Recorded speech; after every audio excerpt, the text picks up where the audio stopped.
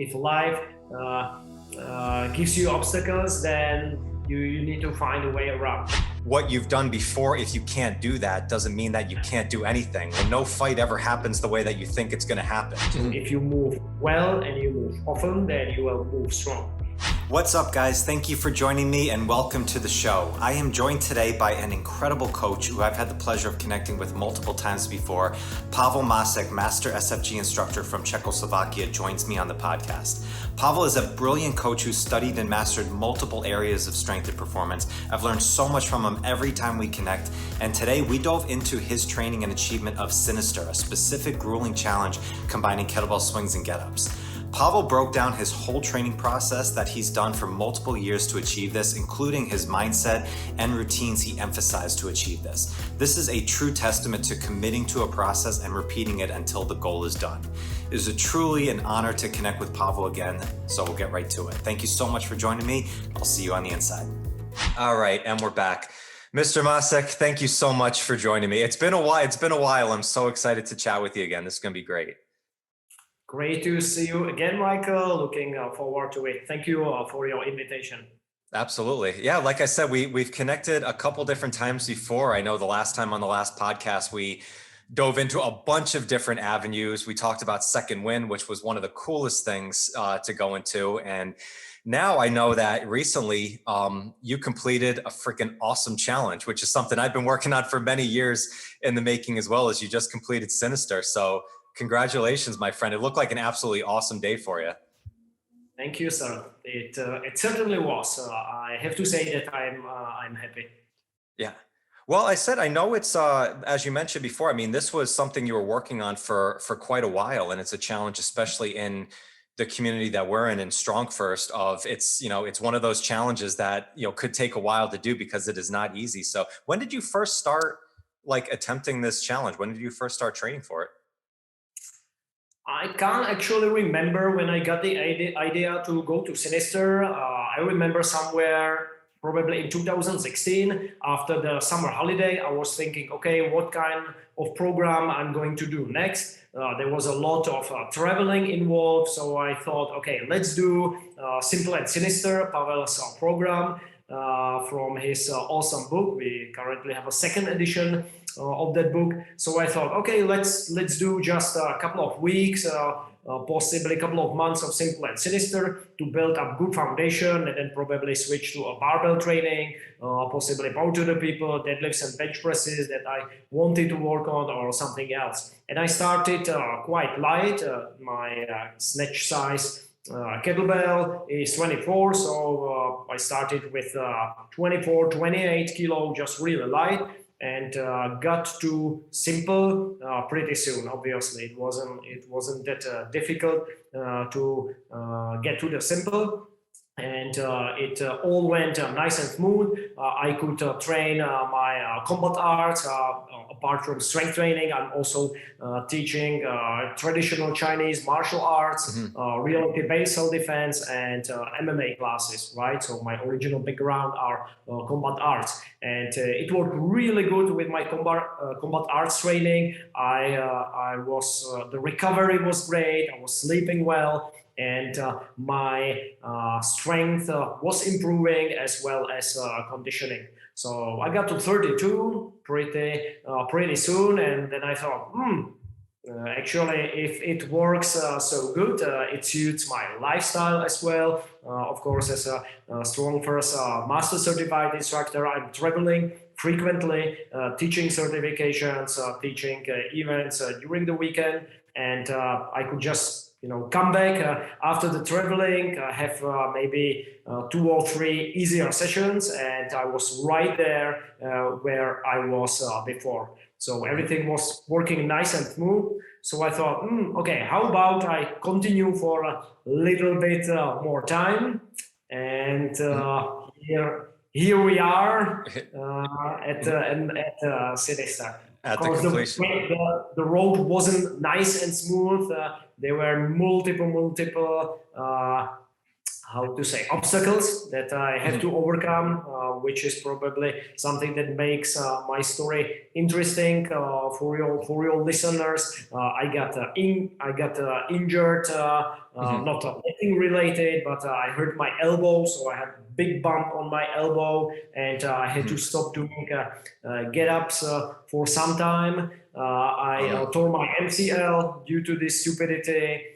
We had various family issues, of course, COVID hit, and these were very difficult times. My mom passed away, so lots of stuff going on in my professional life and in my personal life, but I just persisted and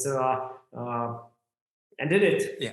Yeah, it's always interesting. I've talked to people who have done Sinister, and it's never just a nice linear, just follow the yellow brick road, straight progression for it, because it's a challenging test. I mean, if anybody doesn't know, it's, for Sinister for men, it's the 48 kilogram bell. You have to do 10 one-arm swings every 30 seconds for 5 minutes. You get 1 minute rest, and then you're going on the minute get-ups with that same bell, that 48. So you're doing those get-ups with some pretty already well-worked glutes and hamstrings to get that leg drive in there.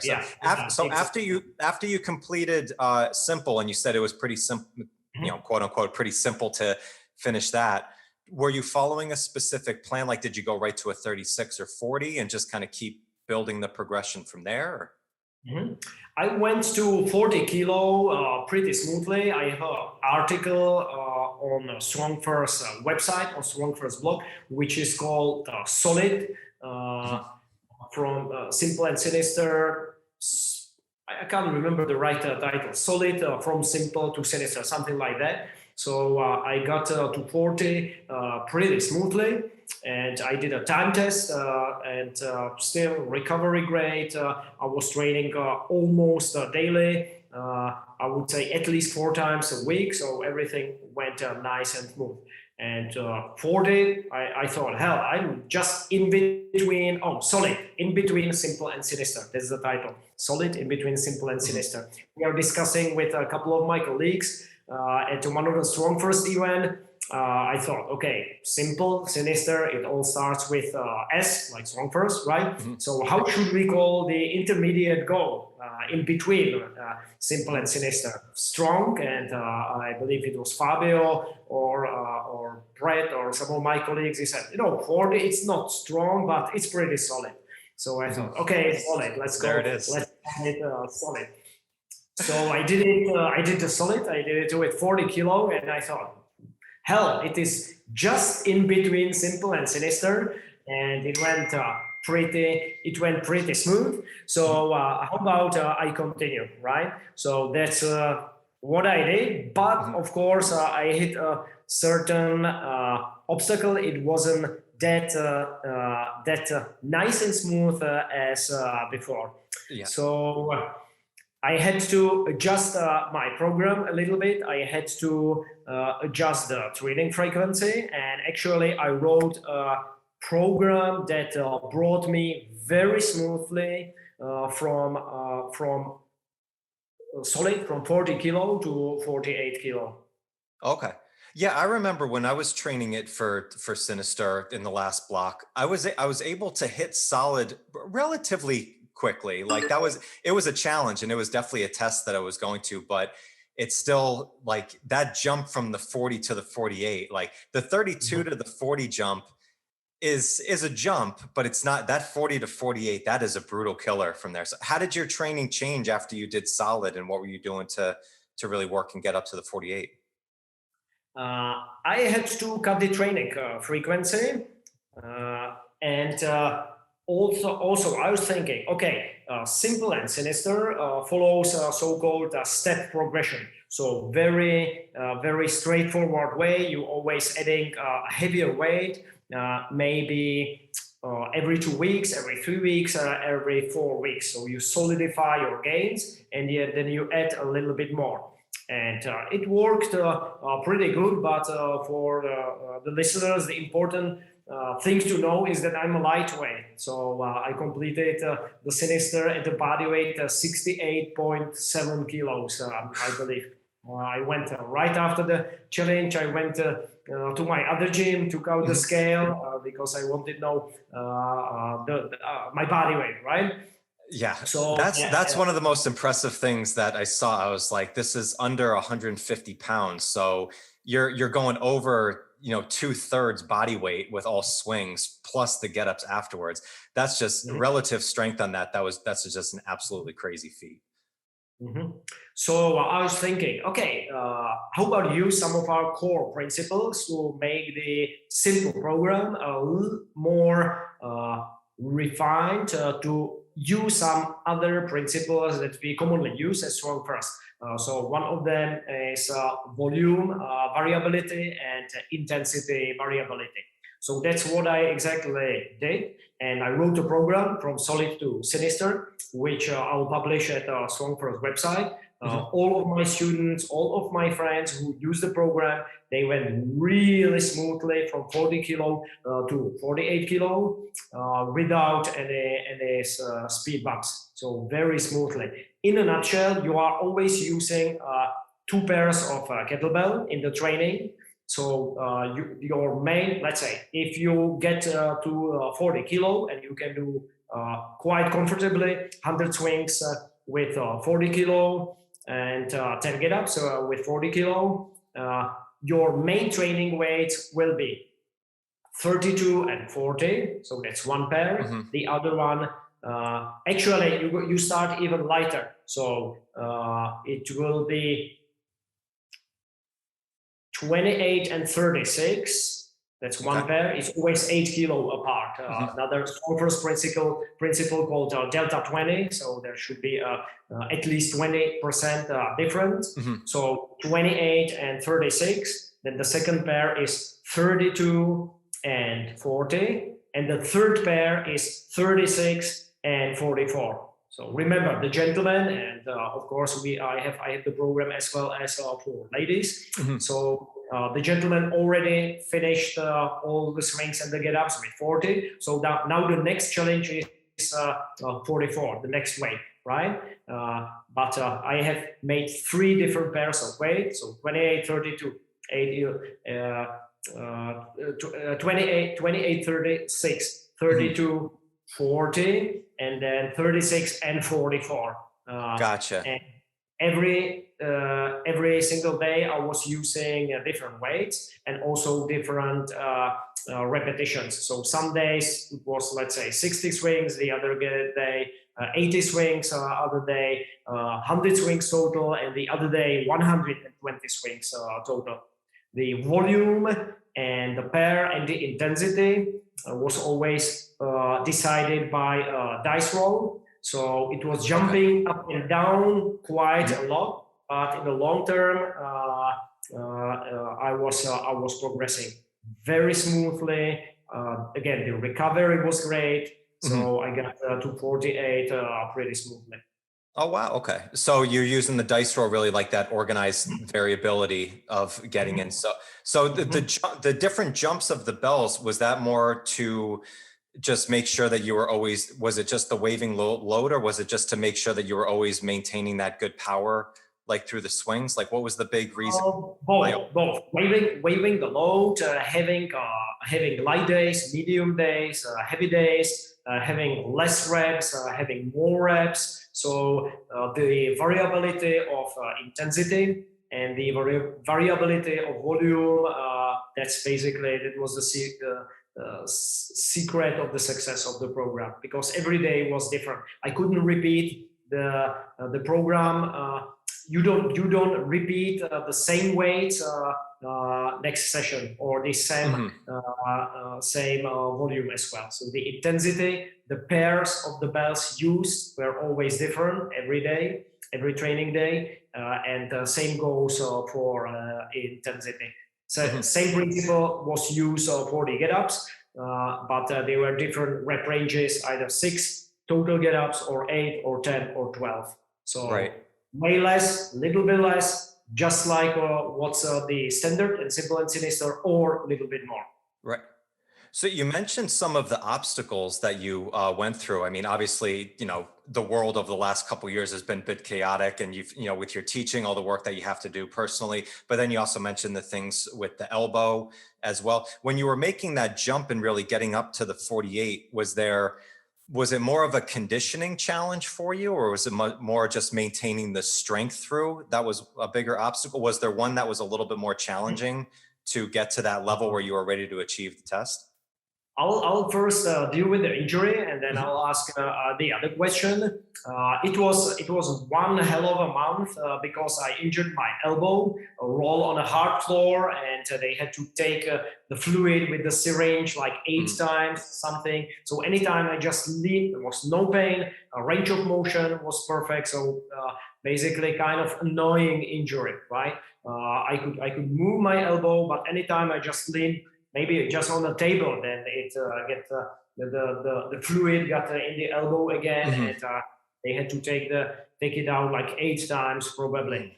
And I thought, okay, I won't do any get-ups, swings. Yeah, I can still do the swings, but how about do some pistols or something, right? Okay. And I tore my MCL because in the bottom position of the pistol, I was doing some stupid prying and moving and whatnot, and I tore my MCL. But it was, let's say, like medium tear, right? So I got it healed, rested. That's the better word. Rested for about a week or something. And then I thought, okay, maybe not pistols, maybe not squats, but I'll do jerks, right? Double kettlebell jerks. I grabbed like double 28s or double 32s or something. Clean dips. And then I tore my MCL for real, and I couldn't even stand on one leg. And it took some time, the rehab. I was borderline a surgery, but I thought, okay, let's try some StrongFirst resilient drills. So I started basically just from flexion, extension when sitting, then standing on one leg, lifting one leg, proceeded through single-leg deadlifts to deadlifts, then to single-leg deadlifts, then weighted variations of these lifts, assisted squats, hex squats, and loaded head squats, and that's how I did my knee rehab. But in the same month, I had a tooth inflammation, and I got poisoned twice with the food. I'm not kidding. It was it was like from a movie. So someone's out to get you, really. Injury, torn MCL, tooth inflammation, severe tooth inflammation, and food poisoning twice. So I said, what the hell? Okay. I couldn't do the get-ups for some time, so I thought, okay, I can do, let's say, swings and bench presses, but Pavel's original Russian kettlebell challenge book featured program minimum with kettlebell snatch and kettlebell bench press. So I thought, okay, how about switch to snatches and bench presses for some time, and then I'll come back to Simple and Sinister.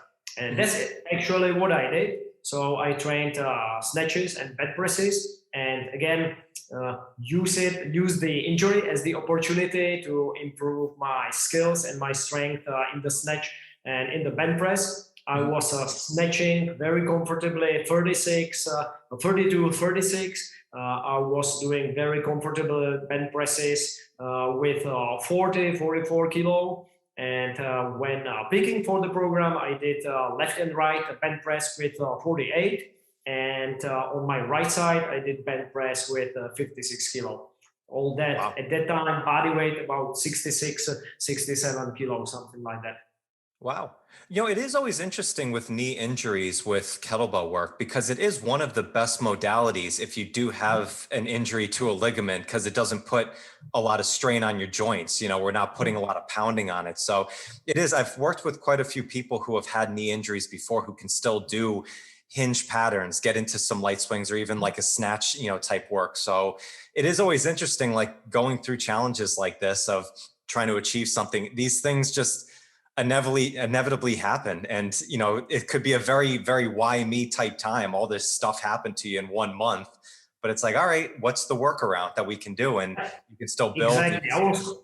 I just came from my MMA class, and one lady, she got a back injury when she was a kid, big scar, shattered bone, and it started to hurt again, so she couldn't train today. And I told her, don't worry, that's a huge opportunity to improve your kicks, right? So no boxing for some time, no grappling for some time, but man, you will develop low kicks from hell. And I told my class 2 examples. One of them is a Czech MMA fighter, Viktor Pešta. He was in UFC as well. And on Wednesday, in the sparring session, they tore his ACL in some kind of heel hook or something. That was Wednesday. Thursday, surgery. On Monday, he came on the crutches to the gym and he said, hey, coach, what can I do? So we did hollow position on the floor, heavy grippers, breathing exercises, and floor press with straight legs, right? So immediately his mindset is, okay, I want to be good. I will train around the injury. You know, some of the sissies today, they broke their nail and they come to the gym for like 6 months, right? Another example, my good friend, he's, by the way, a famous Czech rock singer, Daniel Landa. And he also Muay Thai fighter and an awesome guy. He had a pretty bad accident about 6 months ago on a motorbike. So shattered wrist, surgery, and at that time, he's in his early 50s. He was already doing 1-arm swings with 48 and comfortable get-ups with 40 kilo. And then, you know, 0, right? Again, after the surgery, he came to the gym. What can we do? He couldn't lift even, 12 kilo kettlebell off the ground. So I thought, okay, you know what? We'll do naked get-ups just with the shoe on the fist, and we will skip the wrist position. We'll just go on the elbow, sweep in the elbow position, and then all the way up, but just with the shoe. Actually, he was using a punching focus mitt. So from 40 kilo to a shoe get-up, right? And then I let him to do Zercher squats because get the elbows under, and he was still doing some kind of a squats like hinge movement. And guess what? Today is 6 months after the injury and surgery, and he's doing swings and get-ups with 40 kilo again. It's such a beautiful sentiment there. That one around the injury. Yeah, it is. It's just, and that phrase that you use, Pavel, of what can I do? It's like, it doesn't mean that what you've done before, if you can't do that, doesn't mean that you can't do anything. Like something, I remember it was, a couple of years ago when Brett was going through all of his stuff and building back up from his treatment, and he was using a 20K, 24K bell and all his iron cardio. And now you see him doing his work and he's using 36K and 40K, and it's taken a couple of years to get back to that realm, but there's always something you can do. And if you're going to train for something like Sinister, then there's going to be times where it's just the load of it. You're going to have to waive that or bring it back or do something different, because things are never going to go that way. And I know you've been in combat sports, no fight ever happens the way that you think it's going to happen. Like, what can you do in what position that you get in at that moment? So that sustained power is very, very important. And same goes for the mindset, right? If life gives you obstacles, then you need to find a way around. Just yesterday, I read on a Twitter, I'm not going to quote it exactly, not to use any curse words, but it was something like, if life gives you lemons, you just take the lemons, squeeze them in your eyes, and that's it. That's all you got. Bring it on. Oh, I love it. It's great. It is. I mean, I think I use it as the opportunity to improve my snatch, my bench press, like a new bench press PR. And actually, my training program is a foundation of upcoming not only program but book and possibly online course as well, with a secret code name IPN. Again, I had a pretty extensive test group, various StrongFirst instructors, and it's very similar to Simple and Sinister, just 2 mainly. Similar but different type of programming, because snatch is a different animal a bit than the swing, and bench press, of course, again, a bit different animal, and they build greatly on the foundation of swing and get up, clean and press. Then we have snatch and the bench press. So my injury and my Simple and Sinister detour actually produced a draft of a book that I'm working on for like 2 or maybe 3 years for StrongFirst, which will feature minimalistic program for the kettlebell snatch and kettlebell bench press. That's awesome. Yeah, and I want to ask you more about IPM. I think that's interesting because you mentioned, I can see the correlation of working snatches to keep your swing power in there, but I never thought as much of the bench press as being such a great carryover into training heavy get-ups in there. Did you see like working the bench press in that program? Were you able to really sustain all the strength that you would in your get-up when you got back to Sinister training? I would say that same but different, both snatch and the bench press, especially the way that we teach snatch now, thanks to the research and awesome work of Tim Almond. Right. It is not a swing that ends overhead, but it's more a clean that ends overhead. But still, it's a hinge type of movement. It's still a low pull, right? So same but different. As for the bench press and get up of course has the advantage of developing your functional movement under heavy load. So there are more positions and more transitions.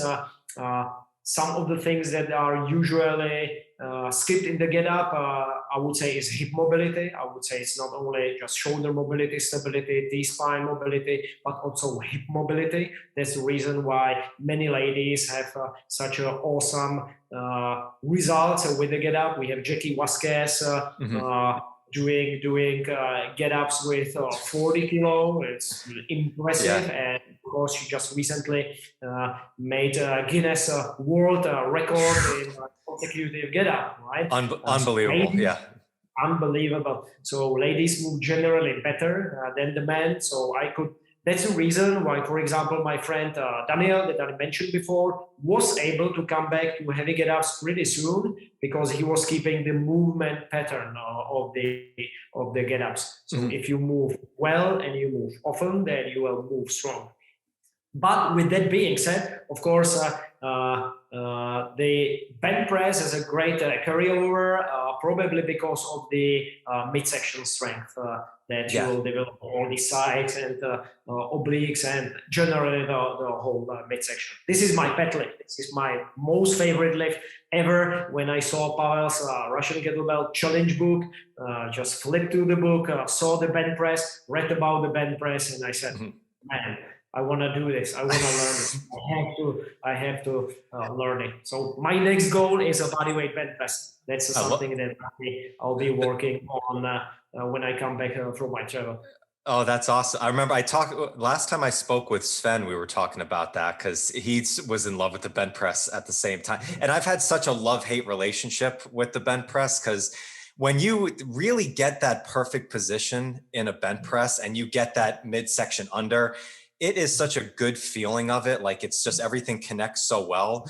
But it's also, if you train it too heavy or try and go too, because it's one of those lifts that you can go heavier, but you don't think it's not like a press where it's like eventually you're gonna, lose that juice a lot. It's the bench press. It seems like you can lose your gas pretty quickly, not thinking so. So it's one of those, I've had days where I hit the 48 and it was just like so easy. Then the next time I do it, it just like feels completely foreign again. I'm like, what the heck's going on? I just did this 3 days ago. Bench press is a Zen lift, so you have to be really mindful. That's why I really like it, because on some days, like 48 feels like nothing. On other days, 32 is too heavy. So if you do it correctly, sky is the limit. That's the cool thing about the bench press. You will eventually hit a wall, let's say in a strict military press.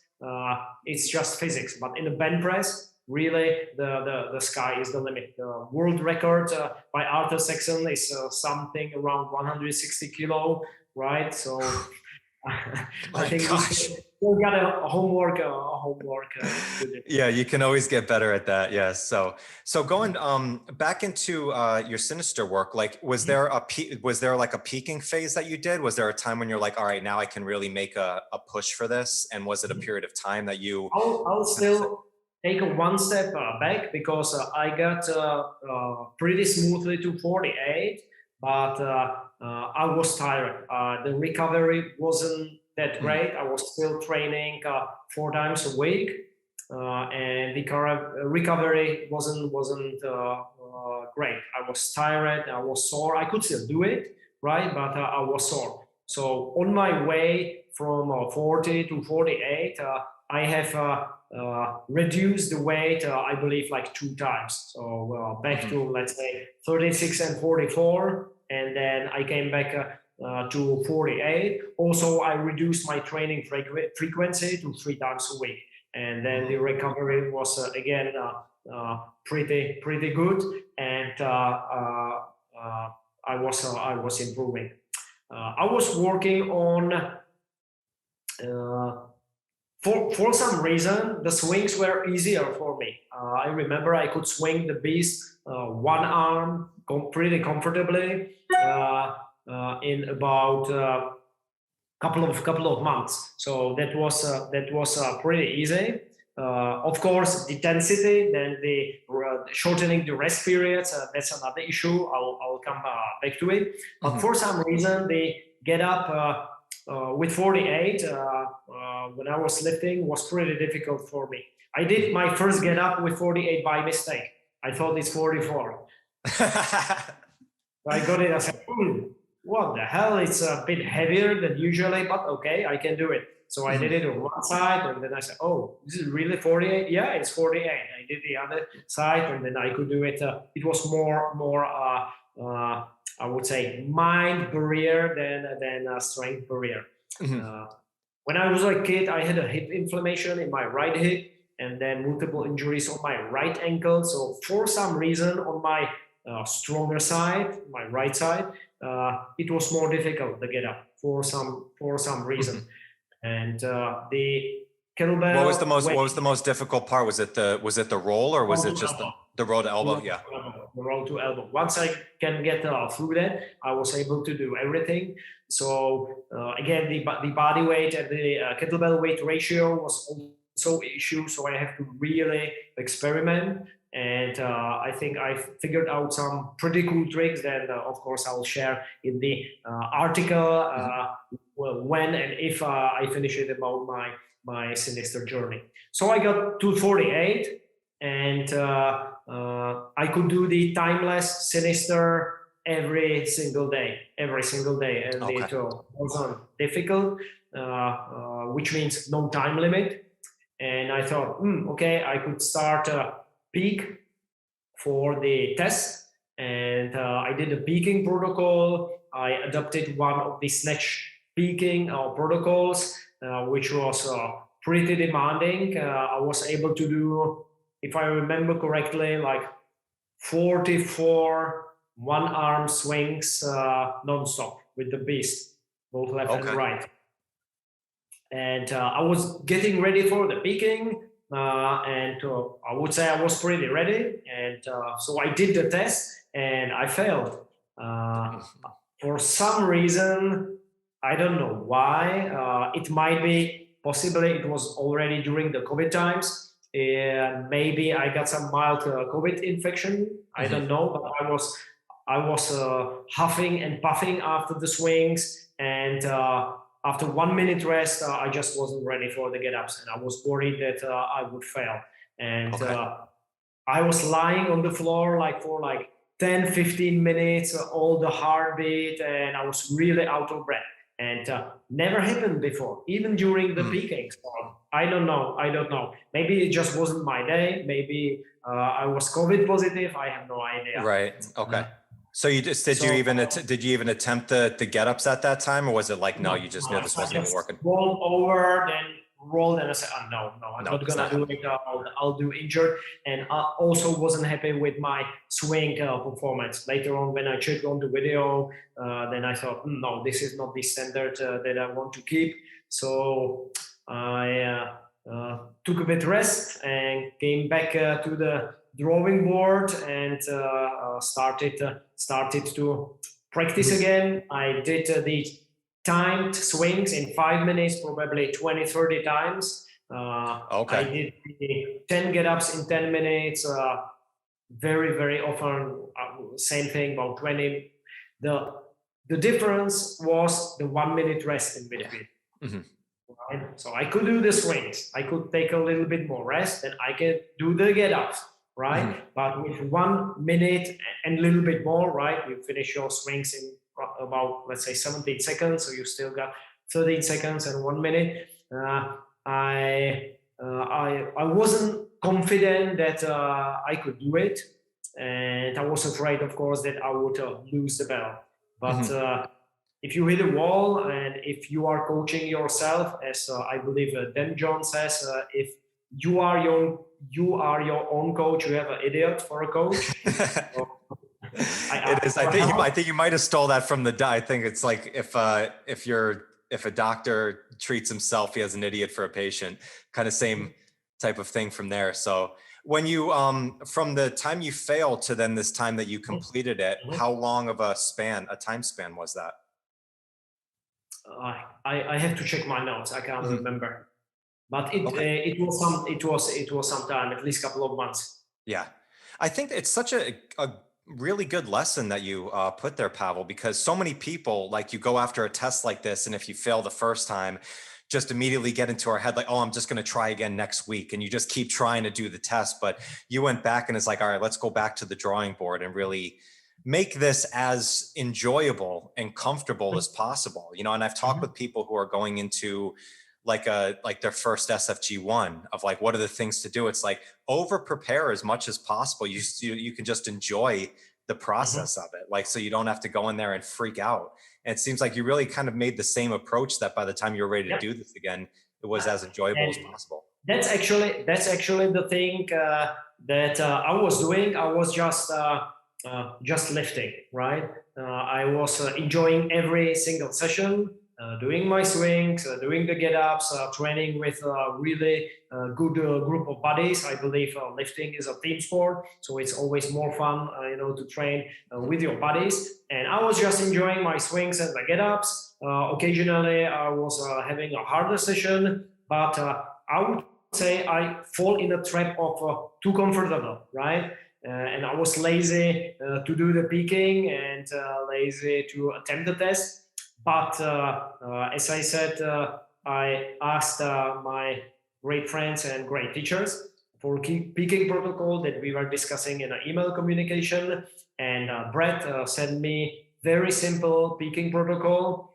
And I thought, hell, spring is coming again. I will start to travel again. Just this Sunday, I'm leaving on a trip to Africa. Then I'll travel again, teaching for StrongFirst. So I thought, okay, let's do the Sinister before I start to travel again. No excuses, right? I used Brett's very simple peaking protocol, and it worked like a magic. I went awesome. Very smoothly all the way to the timed Sinister. One thing I forgot to mention, in swings, I also did a bit overload in the lifting session. So my last cycle, before I deloaded to 48 again, I finished the 1 hour swings with 56 kilo. That was, I was going to ask you if you used any heavier weights in the 1 arm swings just for that progressive overload. Okay. Yes, 56 kilo, and the readers can find a video of me doing 5 swings with my body weight. So 1 arm swing with 68 kilo. Yeah.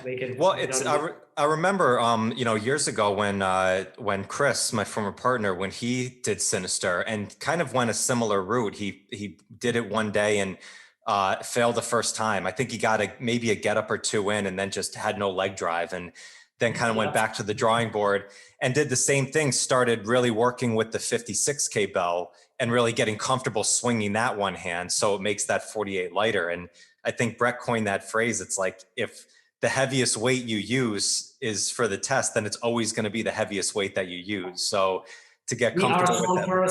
StrongFirst for a reason. We are called StrongFirst for a reason. So when in doubt, get stronger. Exactly. There it is. So with the peaking, like when you attempted this test, was this a planned day that you were going to do it? Or was it a day where you're like, I'm feeling really good today and I'm going to go for this? It was a planned day because I was basically starting with sets of five every 30 seconds. And the total number of reps was close to 100 reps, somewhere around, right? Then 1 minute rest, and I did the get-ups on a minute. And it went really smoothly. I increased the reps, decreased the training time. So when I was doing nine reps every 30 seconds, then I thought, okay, let's do the next session. I'm ready. And that's what I did. Actually, I have two more funny stories. First is that I've done timeless Sinister when I tested positive for COVID. I was supposed to travel with my buddies, to plant trees on a deserted island, and I did my timeless Sinister. Went for the tests, did some easy cleans and presses, packing my stuff, and then I got the message that I'm COVID positive. Oh my gosh. While feeling perfectly healthy. Perfectly fine. Of course, I had to stay at home for like 5 days, locked in my apartment, and I thought, I don't feel like ill. So I went in the morning to the gym, but nobody was there, and I did my timeless Sinister. And then next 2 days I did the same thing. So I might be one of the very few, if not the only person who did timeless Sinister while being COVID positive.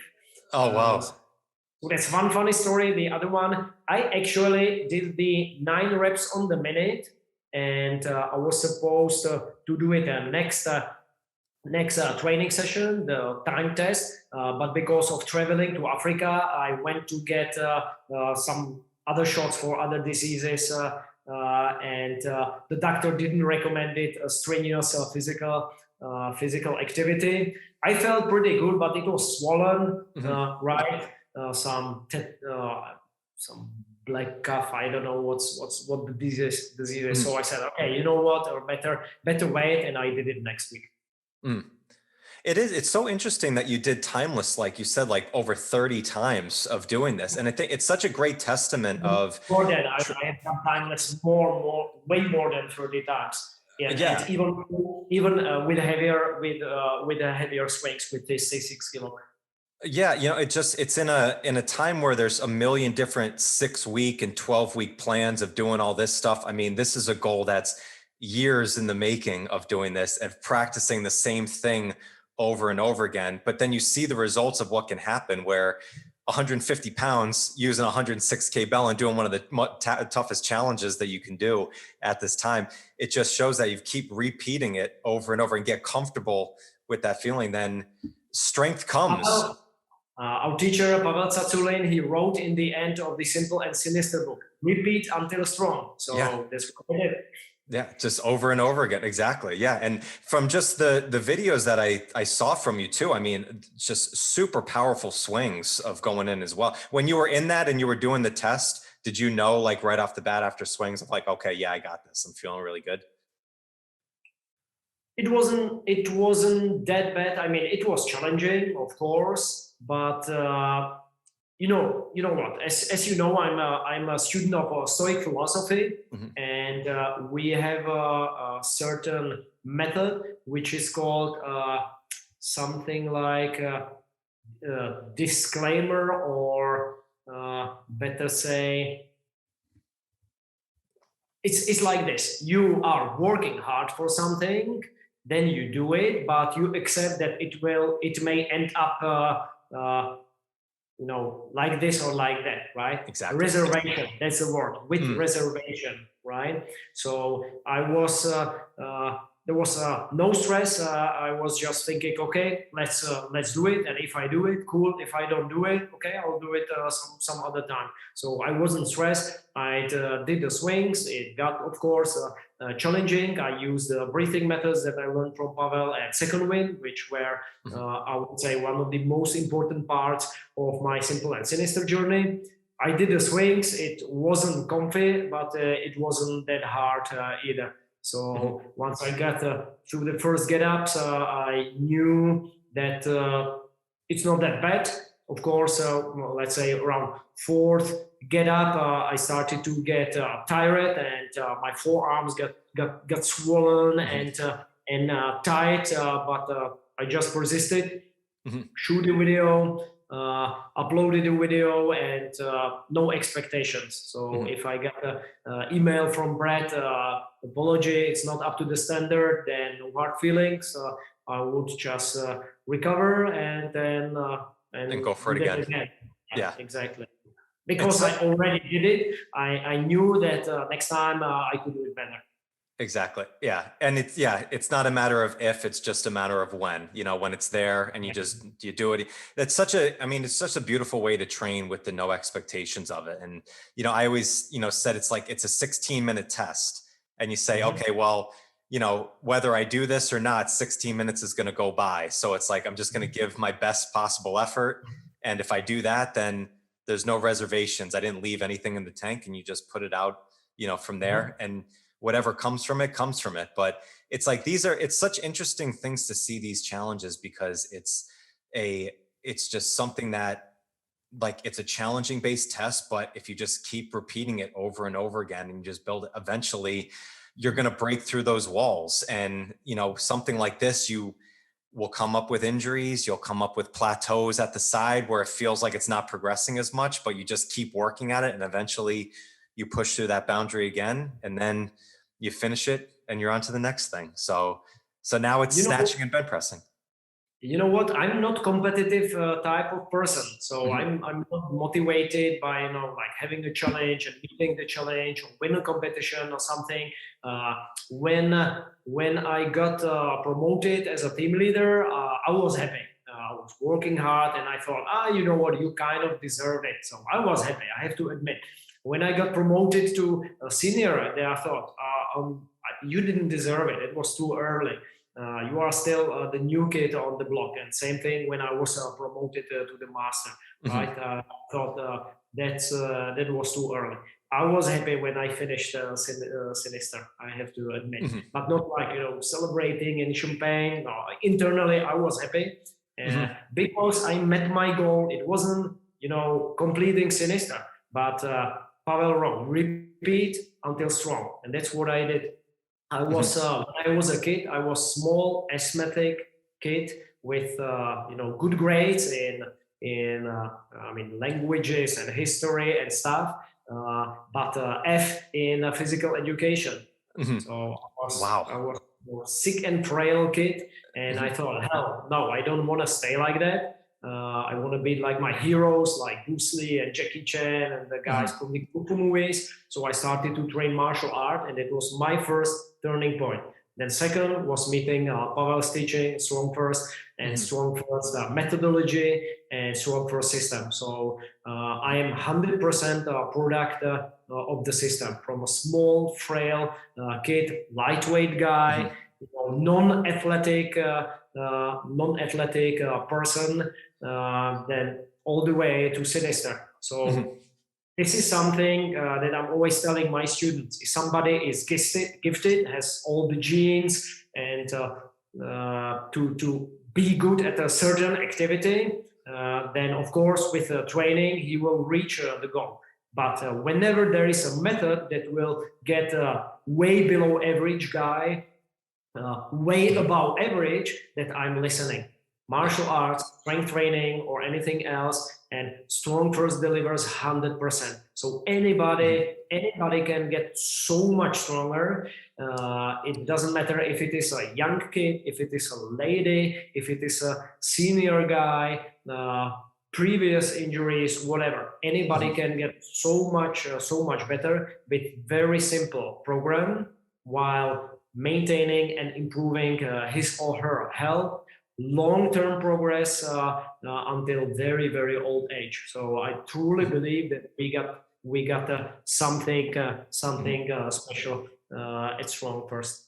It really is. It's such a powerful thing because it shows that, you know, strength is not exclusive to the certain people that have just been built certain ways. And it's great. I've met some of my great friends who are monsters. Like, you see them and they are just so genetically strong and gifted on it, and they still work hard for it. But when you see the people that are the lightweights or didn't grow up in that, or not the athletic people growing up, and realizing that you can build a skill of strength and seeing something accomplished like a Sinister challenge, there's no subjectivity to it. It's not somebody said, oh, you are worthy or deserving of this.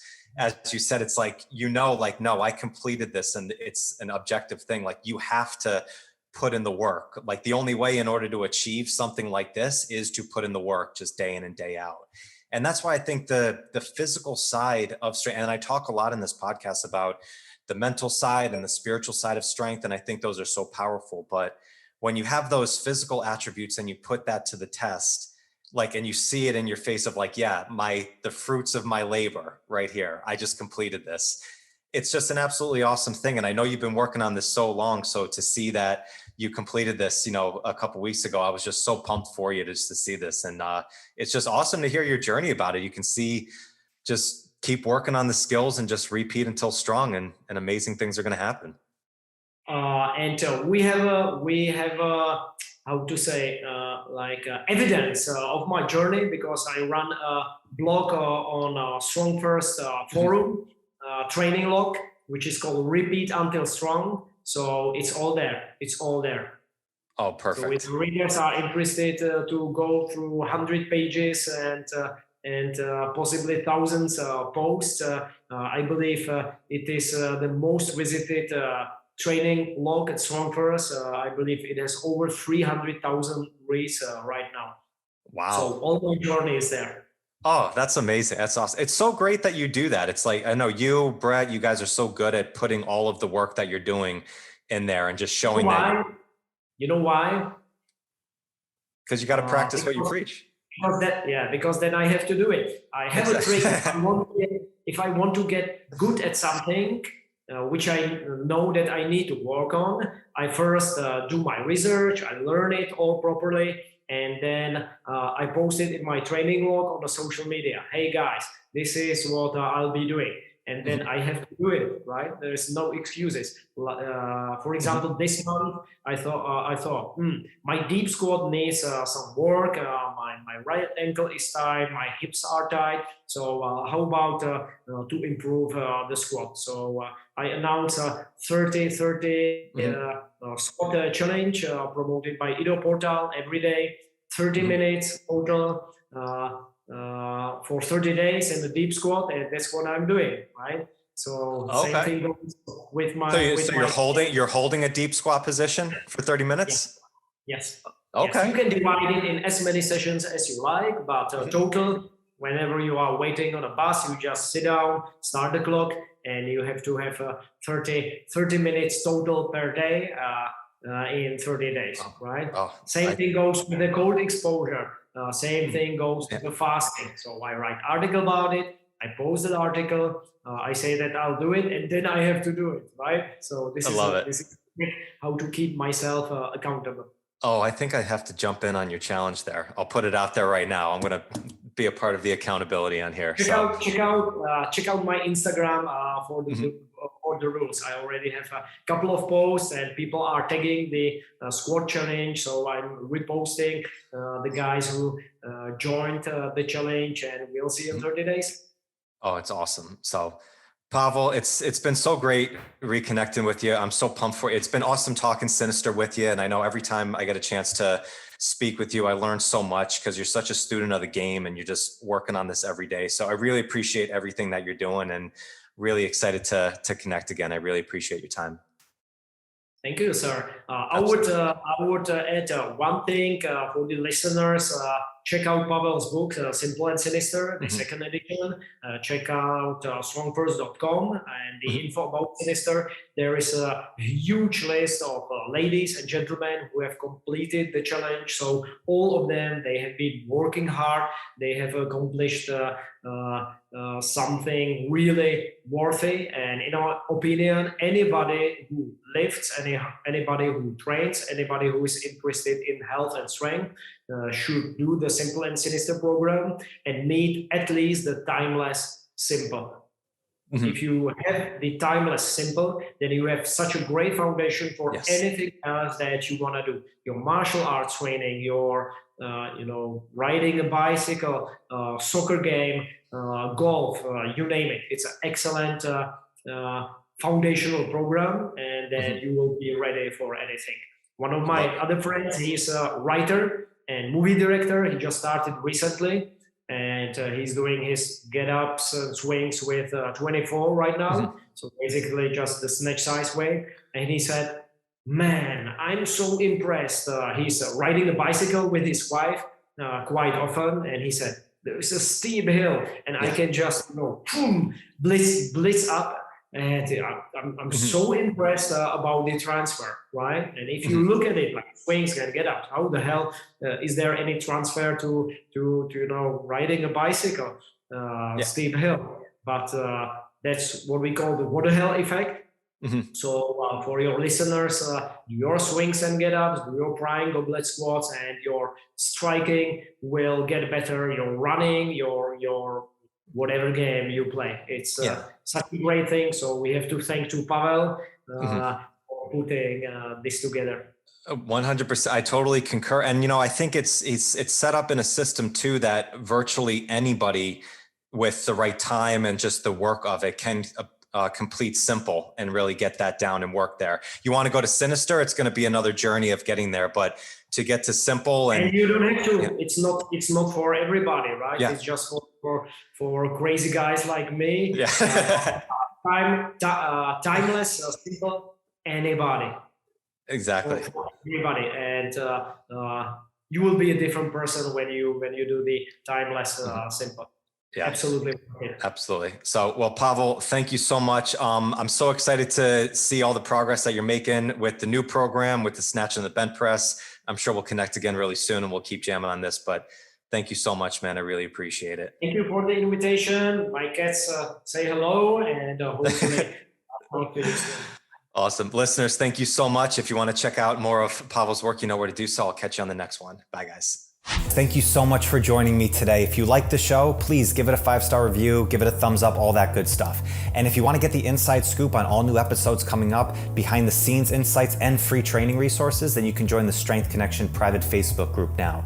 Just go to Facebook groups, type in the Strength Connection and join in. Also, don't forget to subscribe. See you soon.